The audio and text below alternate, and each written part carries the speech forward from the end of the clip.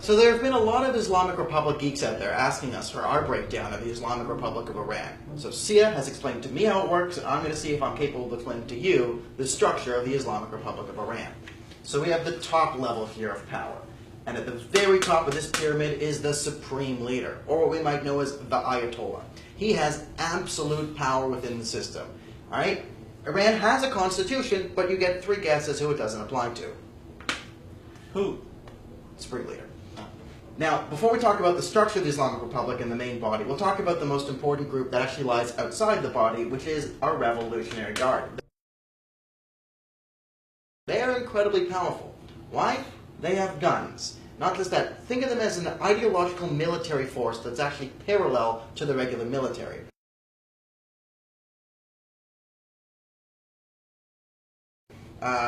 Also, their numbers are about equal. They're the Iranian version of the SS. That's who they are. They're ideologues. Their goal is to protect the revolution. Now, they also control over 50% of Iran's economy. They control the economy, and they have the guns, which means they're a very important player in this game. So, you might be thinking, Salman Rushdie is getting on my nerves. How do I issue a death warrant? Well, if you want to be the supreme leader, you got to get a few qualifications. 1, got to be a man. 2, got to be Iranian. 3, have to be an Ayatollah. And how do you get in? You're appointed by the Assembly of Experts. The Assembly of Experts appoints the new supreme leader. The Assembly of Experts are 86 different clerics. How do I get onto the Assembly of Experts? You are elected by the people. Congratulations, you're now thinking Iran is a democracy. Hold that thought. So, this might look a bit complicated. We have black boxes that are appointed by the supreme leader, blue that are elected. Now, in the middle of this web is the Guardian Council. They're the spider in the Islamic Republic web. All right? Everything goes through them. The Guardian Council has 2 very important jobs. 1, any bill drafted by Congress must be approved by the Guardian Council. 2, most importantly, everyone in elected office, before you run for office, you must be approved by the Guardian Council. No one gets their name on the ballot without going through these guys. All right? What is the Guardian Council? They're composed of 12 people. 6 clerics, 6 legal experts. All right. How do you get onto the Guardian Council? The 6 clerics are directly appointed by the supreme leader.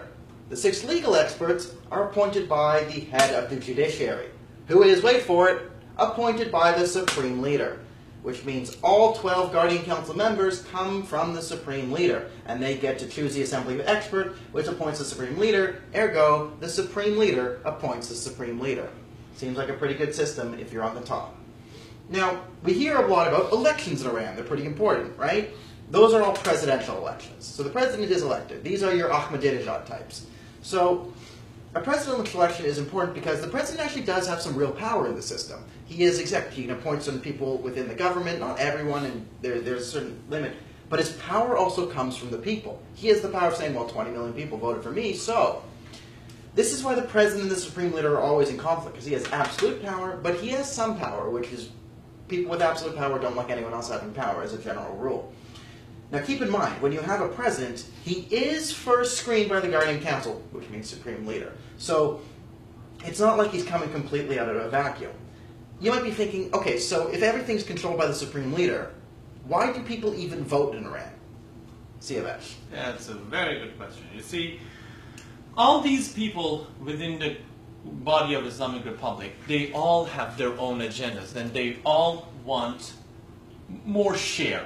Okay, more share of what? Imagine Islamic Republic as a table. This table is over 4th largest oil reserves in the world. This fish thing is the oil. And 2nd or 1st largest gas resource, natural gas resources in the world. The thing. So this is Islamic Republic. All these different groups are fighting over more chairs at this table. Now, the Revolutionary Guard has already cheated. They already have half the whole table. But the rest of them are still fighting for the chairs, more chairs at that other half. And every 4 years, basically, it's kind of like a game of musical chair, okay? People are the variable. They are competing and they'll get the vote and they get more seats at the table where they're going to steal the people's money and spend it on foreign, basically, policies. Now, foreign policies, when we're talking about, is Revolutionary Guard, okay? President can't make any big foreign policy decision without the approval of Revolutionary Guard, and mainly its main force within the Revolutionary Guard called the Quds Army. Quds is the name of Jerusalem, which is basically, we should give you an idea of what their idea is. Yeah. Quds is the international arm of the Revolutionary Guard. They're the ones investing in all the Shiite groups around the world and cause chaos. Houthis in Yemen, who had a coup and overthrew the government, Quds force, supporting financially and militarily. Hezbollah was created by the Islamic Republic and is financed completely and militarily by the Islamic Republic and was Hamas, the same thing. All these different groups around the world are being supported and basically organized by Quds Army to be used as pawns during negotiations, international negotiations. Every 4 years, people think, okay, there is no help coming from outside. There is no change from within. They have all the guns and all the money. So the only chance people have is they look at these factions fighting with each other, smearing each other, because they want more tables. So they go, okay, so maybe if there's a fraction, because the president and supreme leader don't like each other. No president has left the office in Iran in good graces of supreme leader. There have always been tension between them after a few years.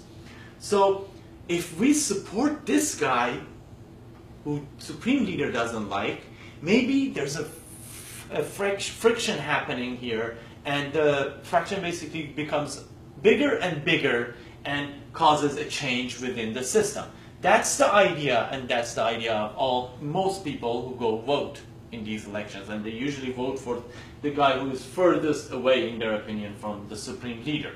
But as Islamic Republic has shown, every 10 years, if these people, these elected officials, get too rowdy and start believing their own crap, they just cut them off.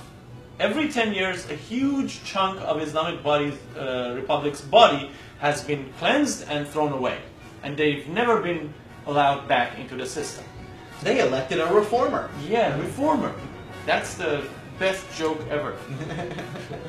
Reform within a system that there is a God.